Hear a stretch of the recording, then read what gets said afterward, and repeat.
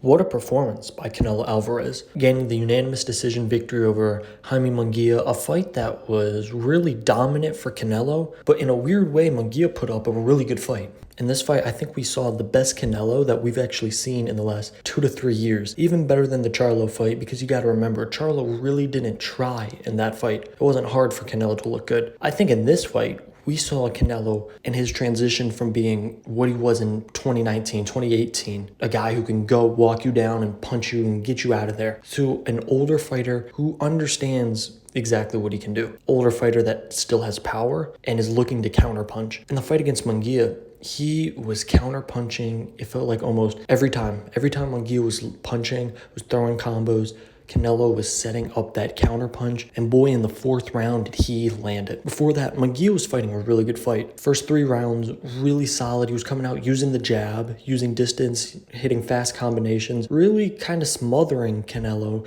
Canelo not getting too much, but slowly was realizing, hey, I can kind of wait, and Munguia's going to open himself up. I thought a hook was going to get Munguia out of there, but an uppercut knocked him down in the fourth, an uppercut he had no clue was coming. Perfectly timed. Canelo took some punishment and dished it out. Munguia was back, and there was only 30 seconds left in the round, so he was able to survive the round and eventually survive the fight, but not without some other great shots by Canelo, mainly body shots. Felt like anytime Canelo wanted to go to the body, he was hurting Munguia. For some reason, didn't continue to go to the body, but was still landing hooks throughout the night. But even while landing these shots, Munguia in the later rounds, 8, 9, 10, 11, 12, was coming back. He was landing some good combos, pushing forward. He was taking shots, and we know Munguia's, he does that. He likes to get into a firefight, and he'll take shots, and sometimes it costs him, sometimes it doesn't. Tonight it did, as the knockdown and just the power on Canelo's shots really slowed him down. But I thought he put up a really good performance. Obviously a young guy. I think you give Munguia 3 more years of experience, this could potentially be a different fight. He doesn't walk into that uppercut or doesn't get caught by surprise by it. I know he has 43 fights prior to this one, but I think the huge difference was the experience. Canelo,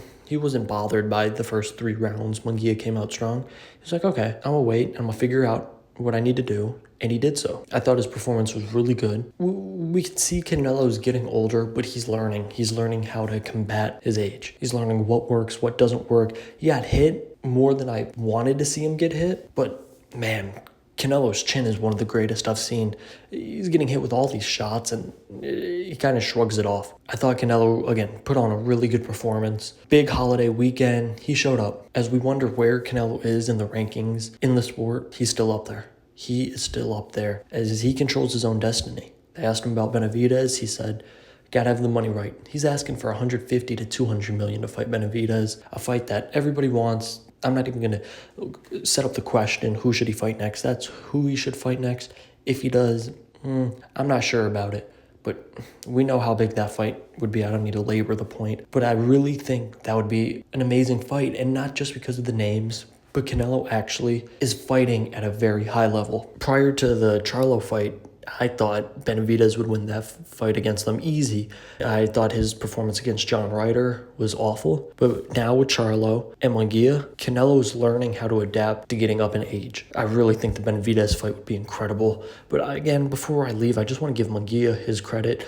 He was still throwing punches. After he got knocked down in the 4th, 5th, 6th, 7th, he really kind of got gun shy, and then he said, hey, I'm going to go out there and I'm a fight. That's what I do. I'm going to fight, and he did so. And I think he gained Canelo's respect. I think he gained the crowd's respect. I was a fan of Munguia's performance. But at the end of the day, King Canelo rules, stays the undisputed king at 168.